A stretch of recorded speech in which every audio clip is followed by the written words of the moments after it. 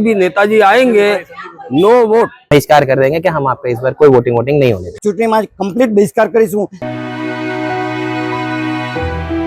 Dust पैदा हो रहा है और सबसे बड़ी प्रॉब्लम जो आ रही है, हमें सांस लेने में दिक्कत आ रही है और बदबू तो अनलिमिटेड है, जिसकी वजह से हमें खिड़कियां बंद रखनी पड़ती हैं और बुजुर्गों को हमें दवाइयां देनी पड़ रही है। बच्चे नीचे खेलने नहीं आ पा रहे हैं क्योंकि उनका खेलना भी खराब हो गया है। मास्क पहन के घूमना पड़ रहा है। ये हालत आ गई है कि ये हमारे लिए एक छोटा लॉकडाउन जैसा लग रहा है और अगर आप नहीं करते हैं तो फिर हम लीगली आपके अगेंस्ट में यहाँ पे बहिष्कार कर देंगे कि हम आपका इस बार कोई वोटिंग नहीं होगी। कोई कौभांड है कि आग लगाने का कोई कारण होगा, आप उसके ऊपर एक्शन लीजिए।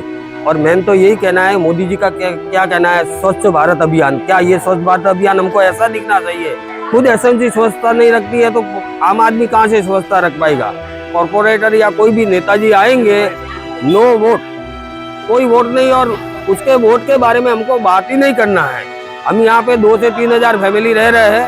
તો એ બધા બાળકોને માટે અમારા માટે બહુ તકલીફ પડતી છે। અમે આટલા 550 ફ્લેટ છે, 2000 વોટર છે, તો એ અમે આ ચૂંટણીમાં કમ્પ્લીટ બહિષ્કાર કરીશું। એ પહેલાં જો અમારો કોઈ પણ આવીને માણસ કોર્પોરેટર કે કોઈ પણ હોય તે આવીને અમારી આ સમસ્યા પહેલાં સાંભળે અને તાત્કાલિક ધોરણે આ પાછળ ડમ્પિંગ સાઇટમાં જે કચરો અને આગ છે તે બંધ કરાવે